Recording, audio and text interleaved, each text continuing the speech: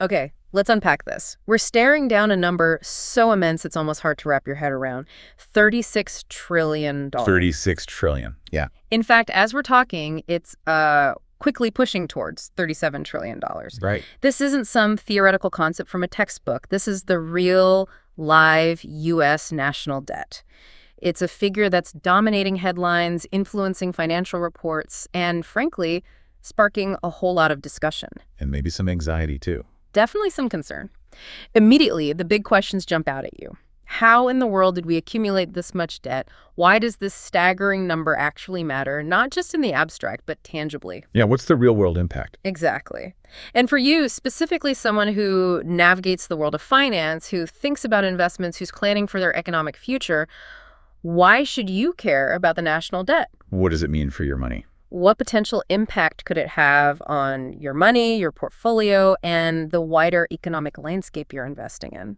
Well, what's absolutely fascinating about this isn't just the raw number itself, as dramatic as it is. It's the story behind it, right? The dynamic forces that have shaped its trajectory over centuries, the policy decisions, the economic cycles, the global events. Yeah. Our deep dive today is built upon a substantial stack of source material, everything from comprehensive reports by independent organizations like the Peterson Foundation. Which are really detailed. Very detailed. Insightful analyses from major financial institutions like U.S. Bank, coverage from respected news outlets like Al Jazeera and Politico, and crucially, the historical context provided directly from Treasury Direct itself. That's exactly right. Our mission for this deep dive is to pull the most important nuggets of knowledge and insight from all these sources. We're going to take the raw data, the current numbers, the historical journey of U.S. debt. Who holds it? Who actually holds it, what's driving its rapid growth, and critically, the potential implications for both the broader economy and, yes, for your investments, and synthesize it into a clear, engaging picture. Hopefully. Yeah, try to make sense of it all. And as we set the stage, the sources agree on a few foundational points.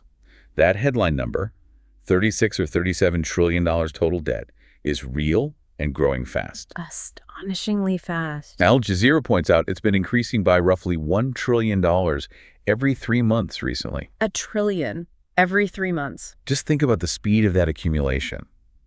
We've also seen tangible reactions like recent credit rating downgrades, with Al Jazeera and Politico highlighting how concerns about the debt trajectory were explicitly cited by agencies like Moody's. Right, that wasn't just random. No, it was specific.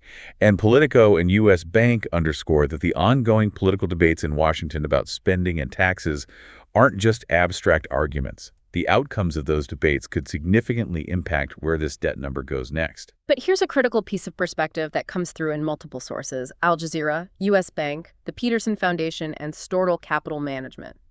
While that dollar amount is massive, the most revealing way to understand the debt's burden isn't the nominal figure. It's not just the trillions. It's its size relative to the economy's ability to generate wealth and pay it off. That's the debt to GDP ratio. We'll explore why that percentage figure is often more telling than the raw trillions. Absolutely. That ratio is key. And, to truly understand where we are, we really need to see the long game. The U.S. having debt is not a new phenomenon. It's been a feature of the American story since its very beginning. It's wild to think about, but Treasury Direct confirms it. The U.S. was essentially born with debt, accumulated from the Revolutionary War. By January 1st, 1791, that debt stood at $75.4 million. Which was a lot back then. A huge amount. Even before that, in 1783, it was $43 million. It wasn't some pristine, debt-free start. Not at all. And this is where a figure like Alexander Hamilton enters the picture in a truly pivotal way.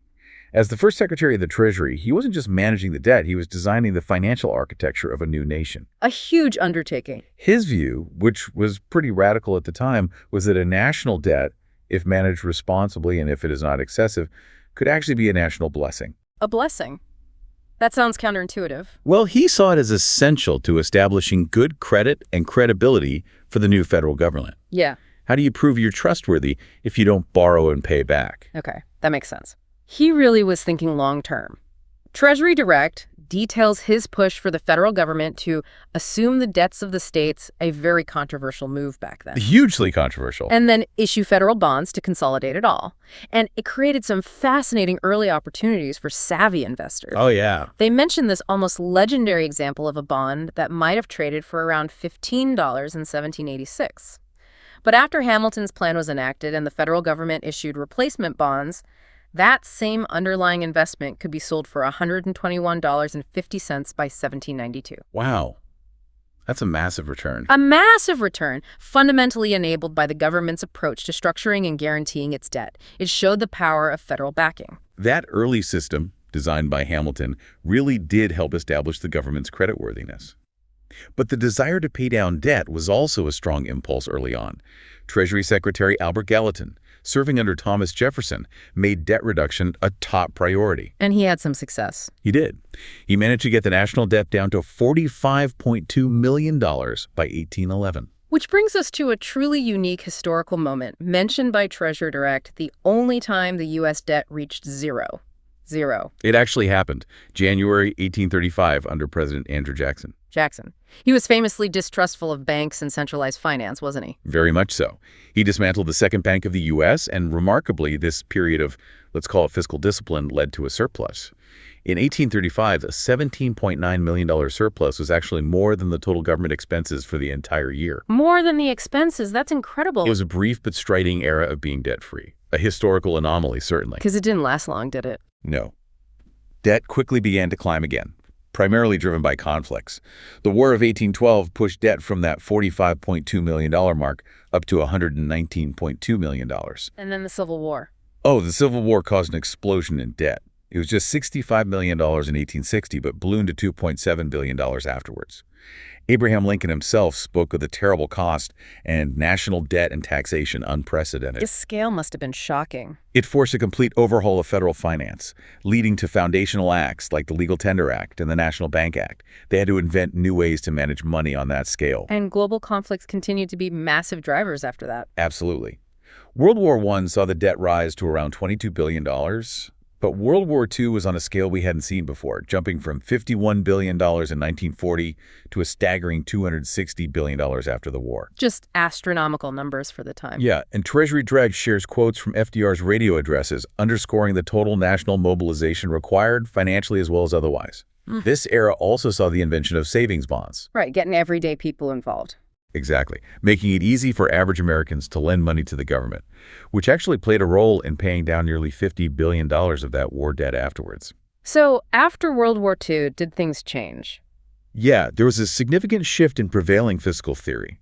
The focus moved away from trying to balance the budget every single year towards using government spending and deficits strategically. How so? As tools to promote economic growth and stability, heavily influenced by the ideas of economist John Maynard Keynes. Ah, Keynesian economics. Exactly. So debt continued to grow, but for a period, especially when viewed relative to the growing economy or adjusted for inflation, its burden seemed manageable.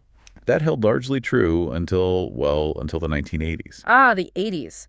The sources, particularly Treasury Direct, note this period as a real turning point for rapid debt growth. Definitely. It more than tripled, going from $914 billion in 1980 to $3.3 trillion by 1990. Why such a big jump? This surge is often linked to increased military spending during the Cold War buildup, as well as new domestic policy initiatives like the war on drugs. There's a fascinating point in the Treasury Direct historical notes, referencing a USA Today article, that poses the idea that the Cold War was ultimately won less by armies and more by banks, suggesting Western powers effectively outspent the Eastern Bloc. By borrowing. By borrowing against their future capacity without sacrificing social spending, while the Soviet system was forced into austerity. It's an interesting take. That period of rapid growth was followed by something different, though, right? In the 90s. Yes, a relatively brief but notable period of fiscal surplus in the late 1990s under President Clinton. Both Treasury Direct and Al Jazeera mention this. What drove that? Mostly a booming economy. The dot-com boom was really taking off, combined with a stated commitment to fiscal discipline and deficit reduction. It actually represented the first balanced budget since 1969. But that era proved temporary. Very temporary. The sources are unanimous that rapid growth has been the story since 2001, accelerating significantly after the 2008 financial crisis. Yeah, Stortal notes the debt has nearly quadrupled since just before the 2008 crisis. Quadrupled. And the latest, most dramatic jump, the one bringing us to today's $37 trillion figures, is largely attributed to the massive stimulus measures enacted during the COVID-19 pandemic. So much spending happens so fast then. Huge amounts. Yeah. Understanding this history isn't just an academic exercise, though. It shows that the U.S. has always grappled with managing debt. But the scale and the speed of the increase we're seeing today, particularly in recent decades, are fundamentally different. And largely unprecedented. Largely unprecedented in modern history, yeah. This historical context helps explain the urgency and intensity of the current debates about fiscal policy and debt sustainability, and why it's demanding attention from economists, policymakers, and, yes, investors like you. Okay, so that historical journey brings us right up to today. Now that we know how we got here, let's really try to get a handle on just how big this number is. Because $36 or $37 trillion is just abstractly huge. How do we make sense of it? You're right, the raw number is overwhelming. It almost loses meaning. That's why, as the sources like Al Jazeera, U.S. Bank, and the Peterson Foundation reports show, it's crucial to break it down. Okay. They all give us figures around $36.2 trillion. We're approaching $37 trillion for the current total outstanding debt. And Al Jazeera underscores the speed again, noting it's been increasing by roughly $1 trillion every 3 months recently. $1 trillion added every quarter. Just the sheer velocity is hard to grasp. And as you mentioned earlier, there's an important distinction that comes up repeatedly in the sources. The difference between the total or gross national debt and the debt held by the public. Why is that distinction important? It's really key because the debt held by the public is the portion owed to outside investors, individuals, companies, foreign governments, pension funds, you name it. Okay, the external IOUs. Exactly. Treasury Direct's summary debt accounting gives us figures around $34 billion total outstanding recently, with $26.9 trillion of that held by the public. So about $27 trillion held by the public. Roughly. And $7.1 trillion held by government accounts. Al Jazeera's slightly more recent numbers are around $36.2 trillion total, with about $27.2 trillion held by the public and $7.36 trillion held by government accounts. So the numbers shift slightly depending on the source and date, but the big picture is the same. The exact figures fluctuate daily, but the relative proportions and the magnitude are consistent across sources. You're looking at roughly 3/4 held by the public, 1/4 held internally. And that held by government accounts number, around $7 trillion, as explained by Al Jazeera and Treasury Direct, is essentially money the government owes itself, right? That's right. Most notably, funds borrowed from the Social Security trust funds, but also other government pension or trust funds. So while it's part of the total debt number you hear, it's not subject to the same market dynamics as the debt owed to external parties. Like bond yields and investor demand. Exactly. Yeah. The debt held by the public, that roughly $27 trillion figure, is the one that responds directly to market forces and investor sentiment. That's the one that really interacts with the global financial system. Precisely. And this brings us back to that crucial metric we mentioned in the intro, the debt to GDP ratio. Yes. Stortal, Al Jazeera, U.S. Bank, and the Peterson Foundation all highlight this as the most meaningful way to understand the debt scale, comparing the total debt burden to the size of the economy, which represents our capacity to generate the income potentially needed to service or repay that debt. Think of it like comparing your mortgage amount not just to a giant abstract number, but to your annual income. A $500,000 mortgage feels very different if your annual income is $50,000 versus $500,000. Excellent analogy. So what's the ratio now?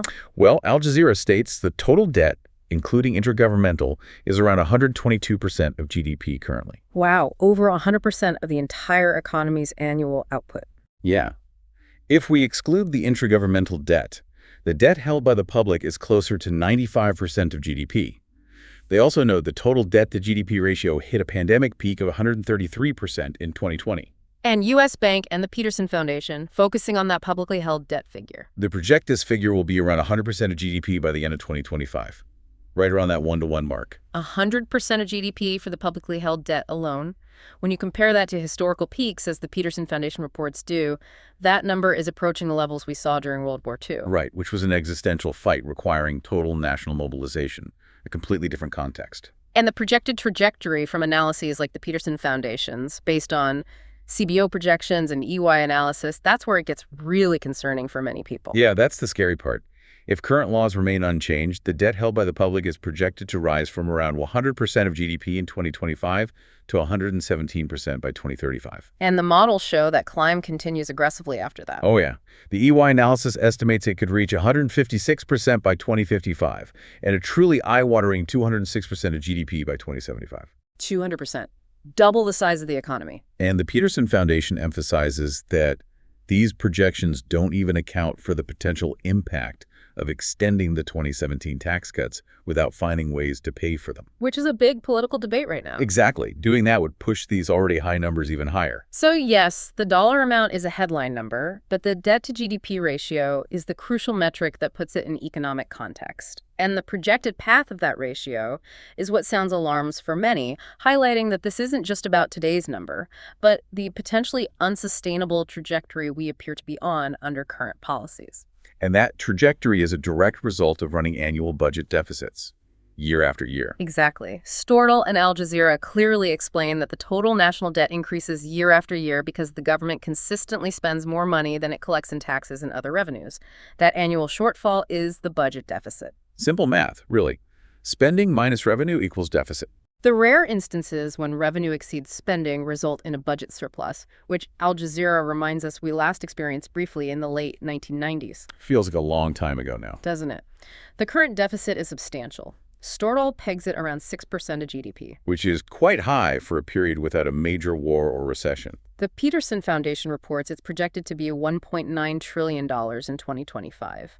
And Politico mentions the stated goal from Treasury Secretary Scott Bessent to work towards getting that deficit down to a more manageable 3% of GDP. Historically, as Stortl points out, large deficits have been associated with periods of economic downturns or major wars events that cause revenues to fall and spending to surge. Right, like the 2008 crisis or the pandemic. Exactly. Yeah. Al Jazeera notes the deficit reached nearly 15% of GDP during the pandemic in 2020, a clear example of such a surge during a crisis. But the concern now isn't just about crisis-driven deficits. It's about the persistence of large deficits even during periods of economic growth. That's the structural issue. Stortl explains that tax revenues, while they increase with the economy, simply haven't kept pace with the long-term growth in government spending. Spending is structurally outpacing revenue. And the sources zero in on the key drivers of this spending growth. What are they? Well, Stortl points to both mandatory spending programs like Social Security and Medicare, which operate based on eligibility rules rather than annual appropriations. Things that run on autopilot, basically. Pretty much. And discretionary spending on areas like defense, education, and infrastructure, which Congress does decide on each year. However, the Peterson Foundation reports strongly emphasize that the long-term structural imbalance is overwhelmingly driven by the projected growth in entitlement programs and, increasingly, by the rising cost of interest payments on the national debt itself. Those numbers from the Peterson Foundation reports are pretty stark on this point. Spending on major healthcare programs like Medicare and Medicaid is projected to grow from 5.8% of GDP in 2025 to 8.1% by 2055. That's a huge jump. And Social Security spending is projected to increase from 5.2% to 6.1% of GDP over the same period. These are significant increases in major programs that are politically very difficult to alter. And then there are the net interest costs. This is the killer app, almost. The interest on the debt. Yeah. These are projected to jump from 3.2% of GDP in 2025 to 5.4% by 2055. As interest rates have risen, the cost of servicing that massive $36 trillion debt has soared, and this rising interest expense itself becomes a major and accelerating driver of future deficits. It feeds on itself. Exactly. U.S. Bank notes the average interest rate on the total interest-bearing debt has more than doubled since 2020 alone. On the revenue side, Stortl gives us the breakdown. The vast majority comes from individual income taxes, corporate taxes, and social insurance taxes, like payroll taxes. Right, the big three. Tariffs, which are often in the news, are comparatively tiny, less than 2% of total revenue. Yeah, they get headlines, but don't move the needle much on the deficit. U.S. Bank and the Peterson Foundation reports highlight that a key factor influencing future deficits will be decisions around extending the 2017 tax cuts, extending them, without finding other sources of revenue or cutting spending, would significantly increase deficits compared to current law projections. That's a major policy choice looming. So understanding these drivers helps explain why addressing the debt is such a formidable political challenge. It requires grappling with highly popular, deeply ingrained entitlement programs and fundamental decisions about tax policy. Big, tough choices. It highlights that the deficits aren't just temporary issues. Their persistence and projected growth, especially from entitlements and rising interest, represent a structural feature of the current fiscal path. It's baked in right now. The government is clearly spending more than it's taking in, leading to these persistent deficits that pile up as debt. But who exactly is providing the money? Who are the creditors holding this massive $36 trillion? Right, where does the borrowing come from? The sources paint a clear picture of a diverse group of debt holders. Stordahl broadly categorizes them as investors, institutions, and other countries. Okay. Al Jazeera gives us a useful split. Roughly 3/4 of the total debt is held domestically within the United States, So inside the U.S.? and about 1/4 is held by foreign investors. Let's look at the domestic side first, which Al Jazeera estimates is about $27.2 trillion. The largest portion of this, 42% of the total debt, or roughly $15.16 trillion, is held by U.S. private investors and entities. Who does that include? This is a really broad category. It includes things like U.S. savings bonds held by individuals, mutual funds, pension funds, insurance companies, and state and local governments. So the chances are if you have a retirement account or own certain types of investments, you're a U.S. debt holder, perhaps without even realizing it. Yeah, indirectly maybe. Definitely. Al Jazeera even points out that Warren Buffett's company, Berkshire Hathaway, is reportedly the single largest non-government holder of U.S. Treasury bills, with a holding valued at a staggering $314 billion. Wow, one company. Then there are those intergovernmental holdings we discussed, the debt the government owes itself. Right, the internal IOUs. Al Jazeera says this makes up 20% of the total, about $7.36 trillion, while Treasury Direct lists $7.1 trillion under government accounts. Again, this is largely the Social Security trust funds and other government pension funds. Okay, so that's private investors and government accounts. Who else domestically? And finally, domestically, the Federal Reserve holds a significant chunk. Al Jazeera puts this at 13% of the total debt, roughly $4.63 trillion. The Fed? But haven't they been changing their holdings? Yes, that's important. As U.S. Bank and Al Jazeera mentioned, the Fed has been actively reducing its holdings since 2022 as part of its monetary policy strategy to tighten financial conditions by shrinking its balance sheet. Quantitative tightening, or QT. Okay, so the Fed is actually selling off some of its treasuries. Correct. Or letting them mature without reinvesting.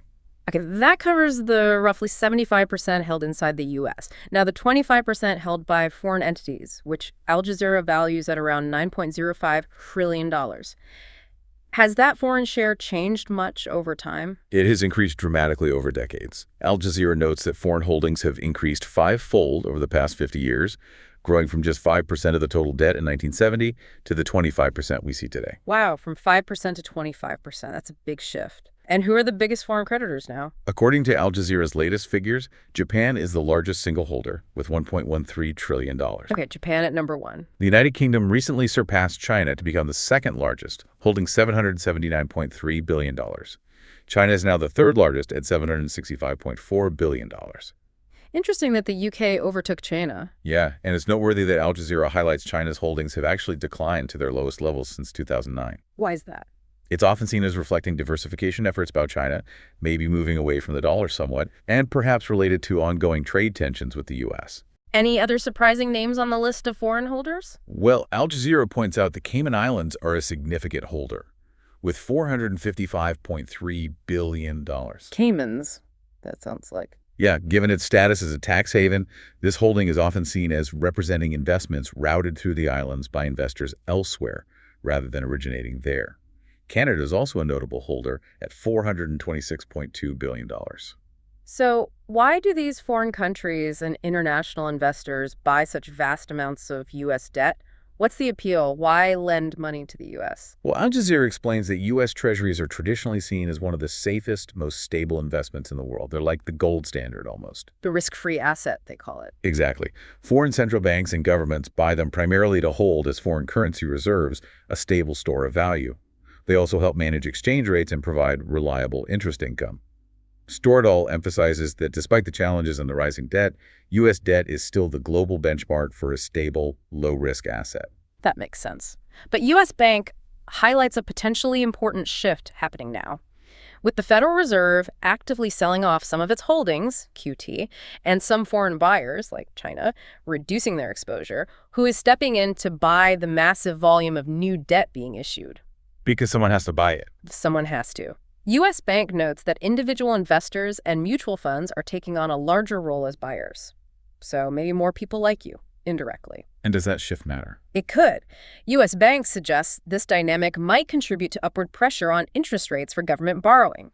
If the traditional big buyers are less active, you might need higher rates to attract these other buyers. And Al Jazeera adds a geopolitical layer, noting the potential for major holders like Japan and especially China to use their substantial holdings of U.S. treasuries as a form of leverage in trade negotiations or other international discussions. It's a financial tool with potential political implications, for sure. So, yes, you might be a U.S. debt holder yourself through your investments. Understanding who holds the debt reveals the deeply interconnected nature of the U.S. financial system with global markets and introduces those geopolitical angles. The changing dynamics of who is buying the debt are also a factor influencing the cost of that borrowing for the government. Which is a huge deal when you're borrowing trillions. Speaking of borrowing, how does the government actually go about getting this money? What are the nuts and bolts of this massive operation? That's the responsibility of the U.S. Treasury Department, as detailed by Al Jazeera and Treasury Direct. When the government needs to borrow money, either to cover a deficit or just to refinance maturing debt. Paying back old loans with new ones? Exactly, rolling it over. Well, It does so by selling debt securities. These are essentially IOUs loans to the government with a promise to pay back the principal amount on a specific date, plus periodic interest payments. These securities are collectively known as treasuries. and they come in different terms, right? Short, medium, and long. Exactly. Al Jazeera identifies the main types. Treasury bills, or T-bills, are short-term, maturing in less than a year. Treasury notes, T-notes, are medium-term, typically maturing in 2 to 10 years. And Treasury bonds, T-bonds, are long-term, maturing in 20 or 30 years. And the Treasury decides which ones to sell. Yes, the mix of what the Treasury sells can influence borrowing costs and market dynamics. Sometimes they issue more short-term, sometimes more long-term. And how does the Treasury sell them? Is it like just setting a price? Treasury Direct provides some fascinating historical context here. In the past, they did sometimes set fixed prices and interest rates. But since 1971, they've primarily shifted to competitive auctions. Auctions, like on eBay. But for trillions of dollars. This means the market, through bidding from investors, big banks, foreign governments, investment funds, ultimately sets the prices and thus the effective interest rates for the different types of treasuries. So the market decides the borrowing cost. Essentially, yes.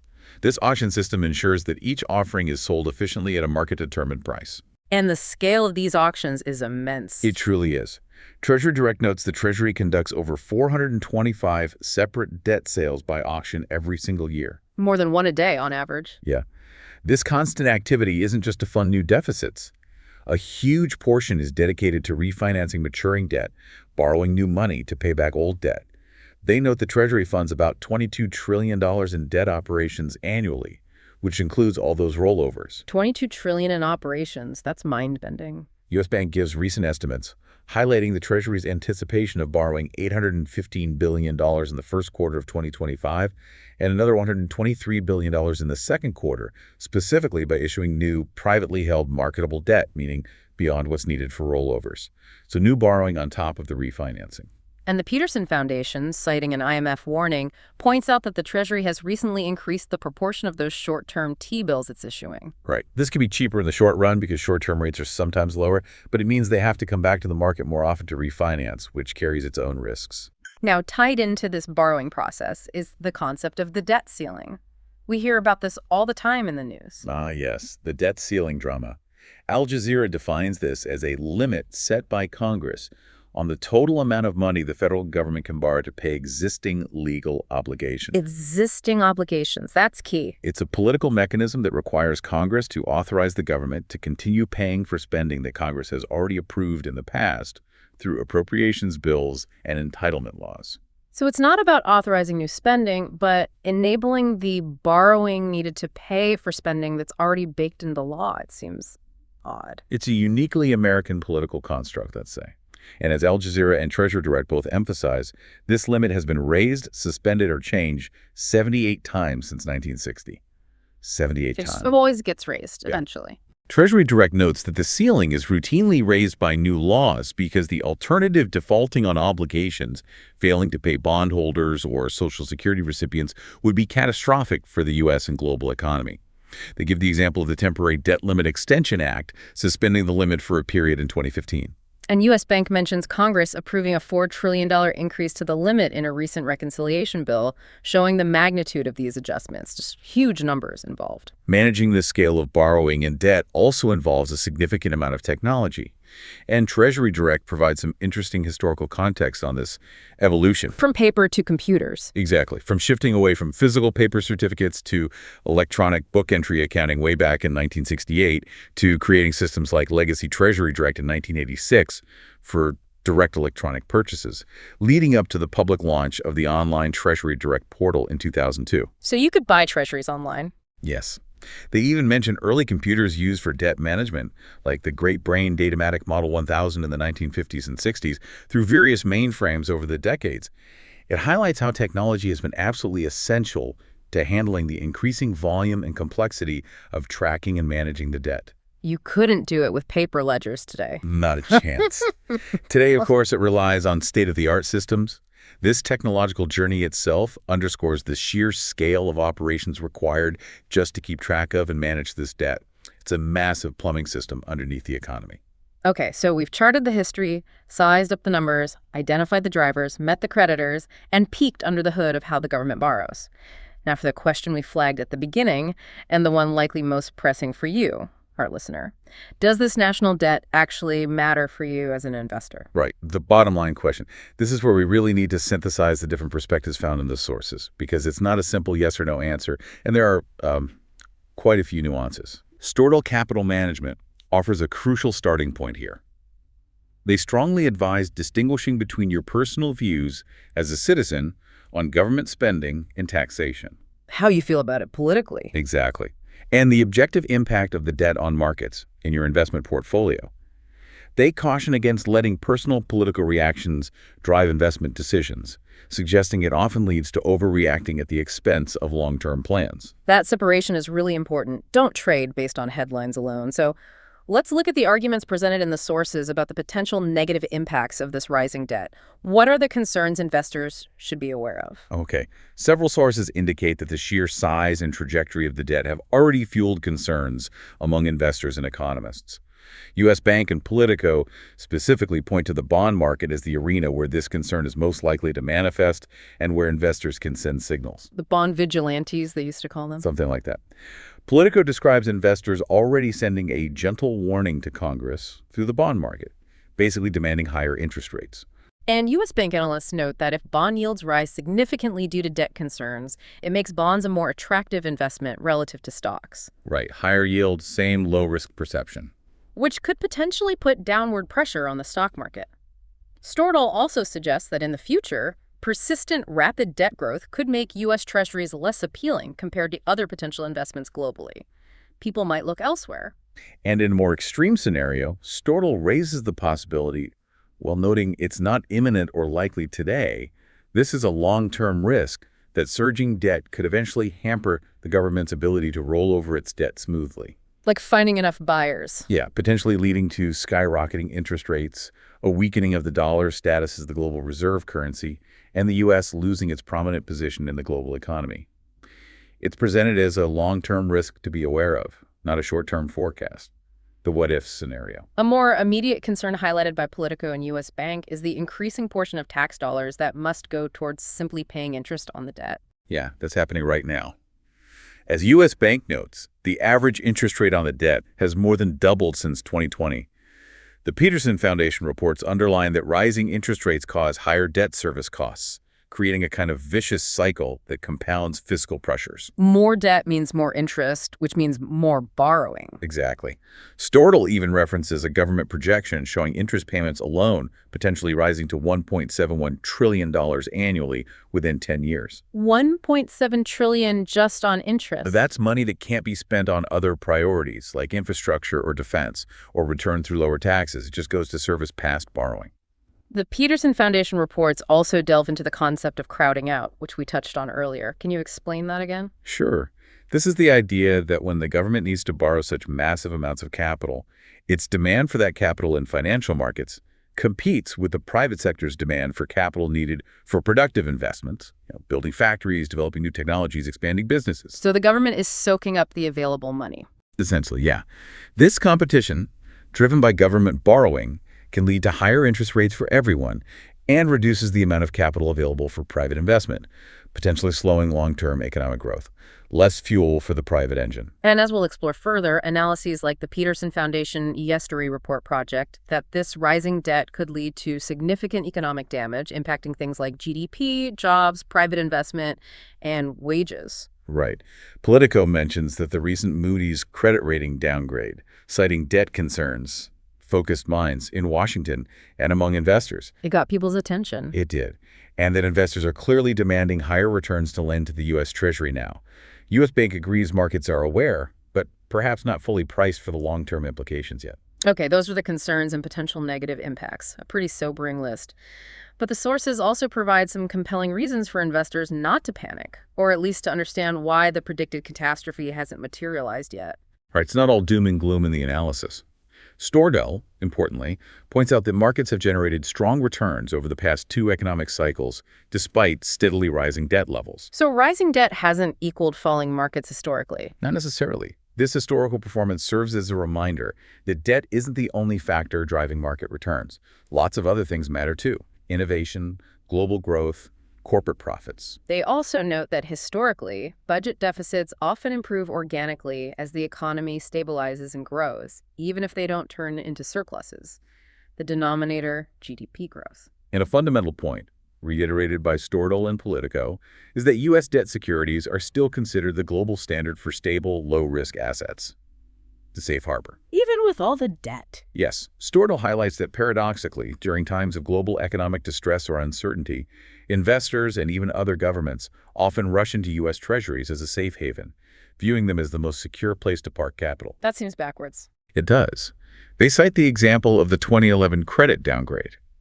Instead of triggering a sell-off, it actually prompted investors to buy more treasuries because the U.S. still looks safer than alternatives like Europe at the time. Wow. Politico notes that while yields rose after a recent downgrade, they were high but not frightening yet, suggesting markets were absorbing it without panic. Politico also quotes an expert noting there's a certain inertia in bond markets. A large percentage of holders are institutional investors, central banks, and funds, with mandates that prevent them from simply selling off large chunks of their treasury holdings easily. They're locked in to some extent. And here's a crucial, unique point mentioned in Politico. The U.S. government's financial situation is fundamentally different from a household or even most other countries because the U.S. issues its own currency. The dollar. And that currency, the U.S. dollar, serves as the world's primary global reserve asset. There is persistent global demand for the dollar, making it convenient for foreign entities to hold large amounts of dollar-denominated assets like U.S. debt. So the U.S. can get away with more debt because everyone needs dollars anyway. That's a big part of the argument.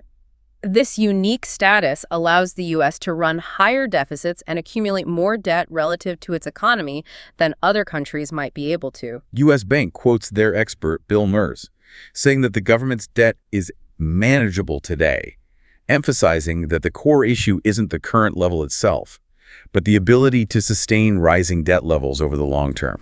It's about the trend line. And perhaps most counterintuitively, Storedell notes that some of the best times to invest over the past 2 decades have coincided with periods when the deficit was at its worst points of economic crisis, where the government was implementing significant stimulus. Like after 2008 or during the pandemic. Exactly. While this isn't an investment strategy in itself, they say, it supports the point about not letting fiscal policy concerns trigger an emotional detrimental reaction in your portfolio.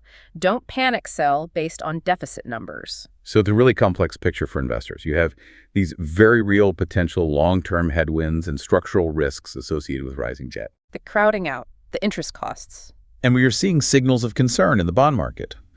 But the unique role of the U.S. dollar, the safe haven status of treasuries, at least for now, and historical market behavior adds significant layers of nuance and uncertainty about the immediate impact. So the takeaway isn't simple. No. The key takeaway, particularly from Storedell, seems to be Separate the macro long-term risk from short-term market noise and emotional reactions, and stay focused on your long-term investment strategy. Understand the risks, but don't let them derail your plan. Given these potential long-term headwinds, let's spend a bit more time on the specific projections of economic damage, particularly as detailed in the Peterson Foundation's report, which incorporates analysis from EY.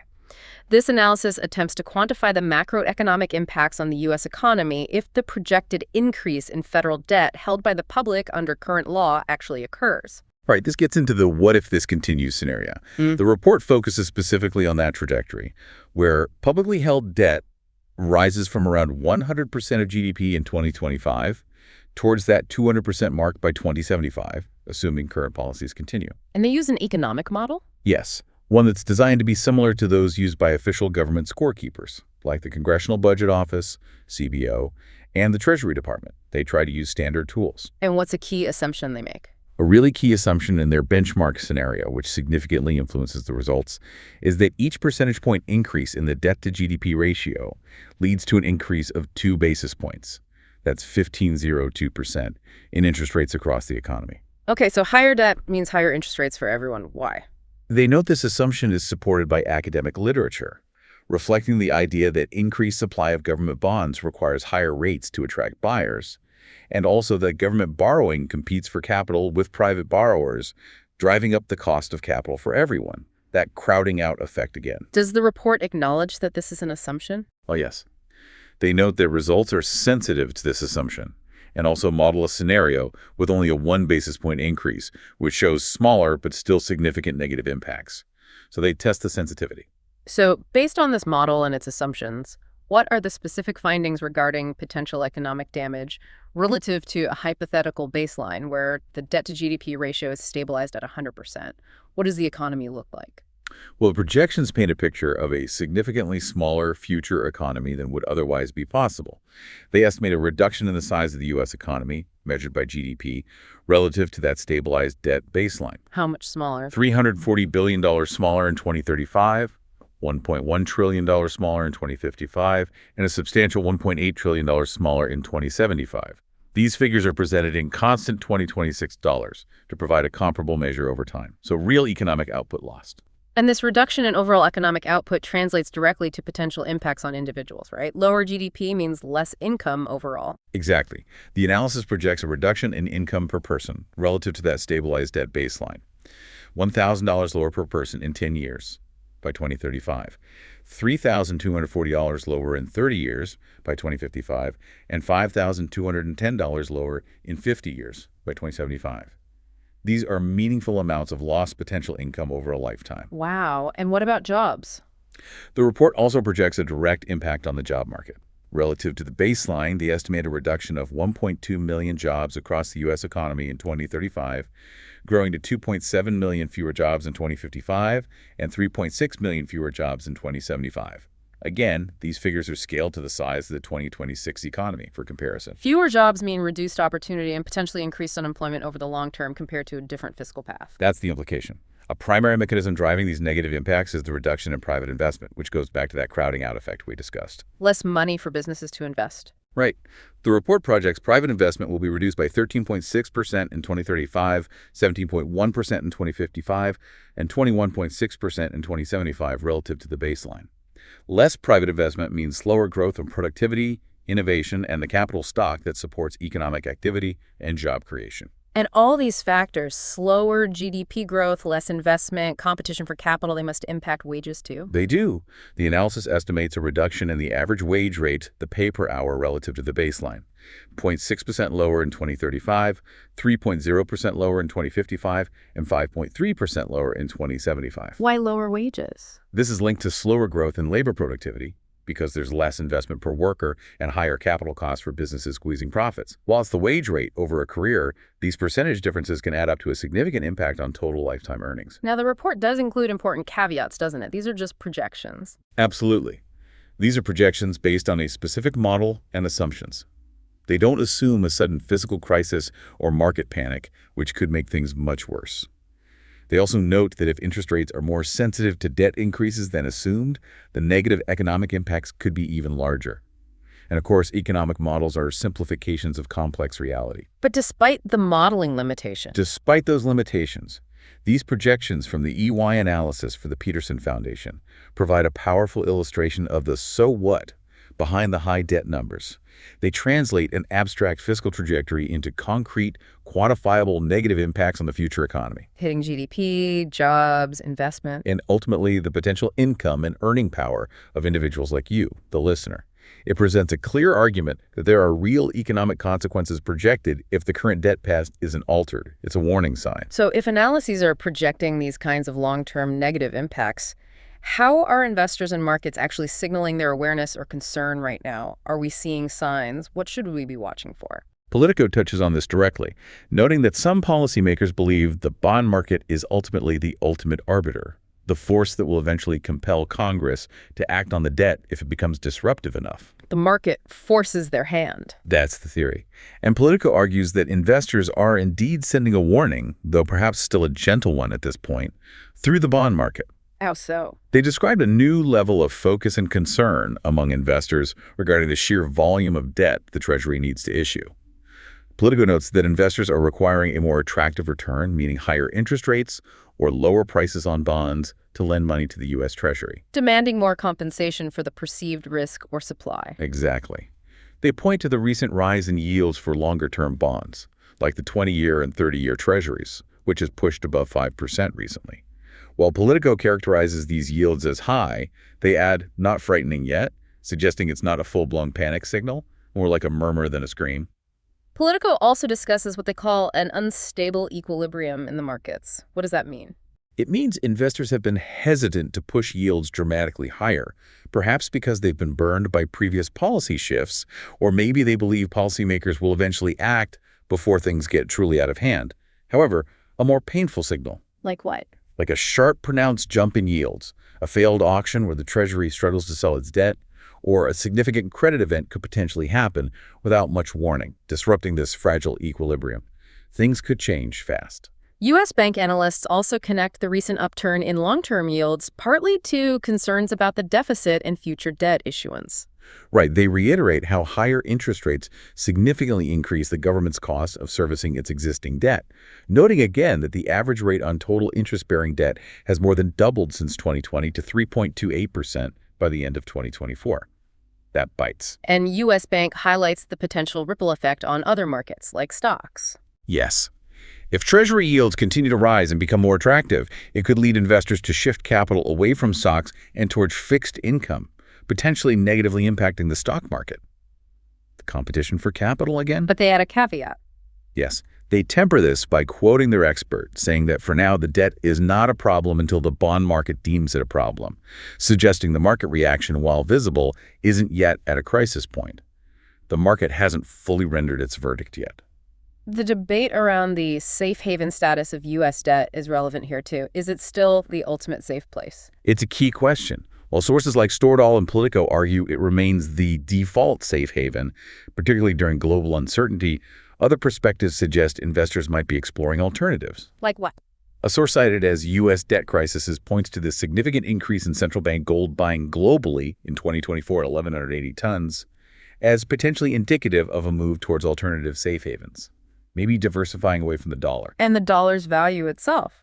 They also note a decline in the dollar index, which could be partially related to concerns about U.S. fiscal health, though many factors affect exchange rates. Ultimately, though, Storedall brings it back to the long-term investor's perspective. Yes, they reiterate that despite periods of high deficits and rising debt over the past century, markets have historically generated strong returns.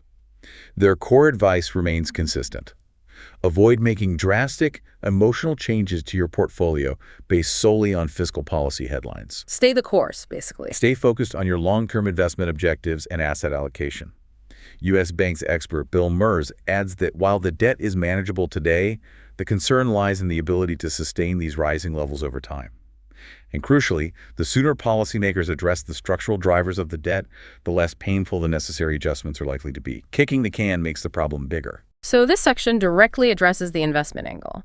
It shows that while markets are aware of the debt issue and are starting to signal concerns through yields, The reaction is complex and influenced by many factors, including the unique role of U.S. debt globally. Exactly.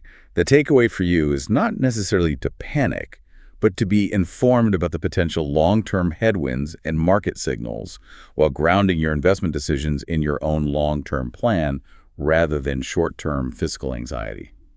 Be aware, not afraid. Let's try and bring all these threads together then. We've taken a deep dive into the U.S. national debt, understanding its truly massive size, now pushing towards $37 trillion, and the alarming speed of its recent growth. We've traced its long history from the nation's birth, through periods shaped by war and evolving fiscal philosophy, right up to the rapid acceleration seen in the last 2 decades particularly. We've broken down the numbers, clarifying the distinction between total debt and debt held by the public, and emphasizing why the debt-to-GDP ratio is the critical metric. The context matters. Showing us approaching historical highs not seen since WWII and on a projected path to significantly exceed them under current policy. We've identified the core drivers of this debt accumulation. Persistent annual budget deficits, fueled structurally by the projected growth in entitlement programs like Social Security and Medicare, and increasingly by the rapidly rising cost of interest payments on the debt itself. That feedback loop. We've explored who holds the debt, a complex mix of domestic investors like yourself, likely through your investments, government trust funds, the Federal Reserve, and a significant portion held by foreign entities like Japan, the UK, and China, each with their own reasons for holding treasuries. We've touched on the mechanics of how the government borrows by auctioning different types of Treasury securities, a massive technologically advanced operation, and the political layer added by the often dramatic debt ceiling debates. And we've wrestled with the crucial question of whether all this debt truly matters for you as an investor. We've weighed the arguments about potential negative impacts from increased interest rates and crowding out private investment, to the projections of significant long-term economic damage, detailed in analyses like the Peterson Foundation EY report, which forecasts reductions in future GDP, jobs, investment, and wages if the current trajectory holds. Real potential costs. But we've also considered the counterpoints. The historical resilience of markets despite rising debt, the unique, albeit potentially evolving, safe haven status of U.S. debt. Still the benchmark for now. The practical inertia in bond markets, and the fundamental advantage the U.S. has in issuing the world's primary reserve currency. For you, the listener, this deep dive highlights why the national debt isn't just a distant political issue in Washington. It's something that shapes the economic environment you're investing in. Yeah, it affects everything eventually. It potentially influences the long-term growth of the economy, the availability of job opportunities, and even the future purchasing power of your income and investments as more government resources are consumed by interest payments. The outcome of this ongoing fiscal challenge could influence the financial landscape for decades to come. So as you process all of this information, the projected significant negative long-term economic impacts if the debt continues its current path, contrasted with the historical evidence that markets haven't always reacted negatively, even during moments like credit downgrades. And the unique safe haven status the U.S. dollar and treasuries currently hold.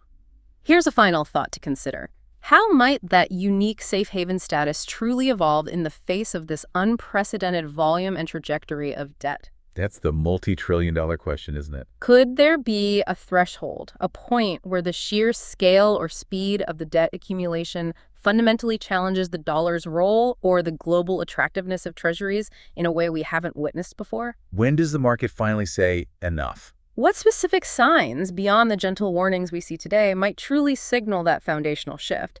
And if it were to happen, what cascading effects could that have on global markets and ultimately on your investments? It's a complex question with no easy answer, but one definitely worth keeping in mind as you watch the headlines and manage your own portfolio in the years ahead. Something to think about.